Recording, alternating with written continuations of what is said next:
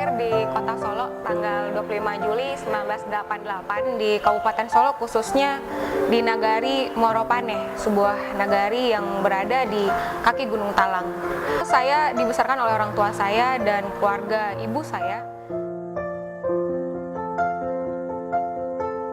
Saya dibesarkan dengan cara yang sangat disiplin dan keras, karena orang tua saya mungkin lebih mengizinkan saya membaca buku daripada saya bermain keluar. Hal ini juga dipertegas oleh kakek saya yang kebetulan juga adalah seorang kepala sekolah yang tidak membiarkan saya menonton televisi selain menonton siaran Dunia Dalam Berita.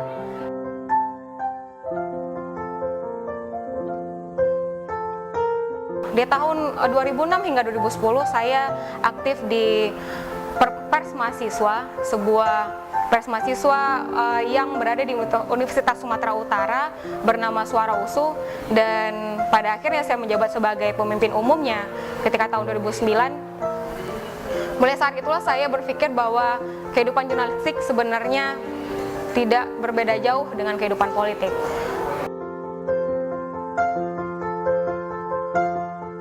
Tahun 2010 saya memutuskan untuk bergabung dengan organisasi Masyarakat Nasional Demokrat, dan ketika 2011 saya dideklarasikan sebagai salah satu pengurus dan deklarator Liga Mahasiswa Nasdem, dan akhirnya saya bertugas sebagai wakil sekjen Liga Mahasiswa Nasdem sampai sekarang.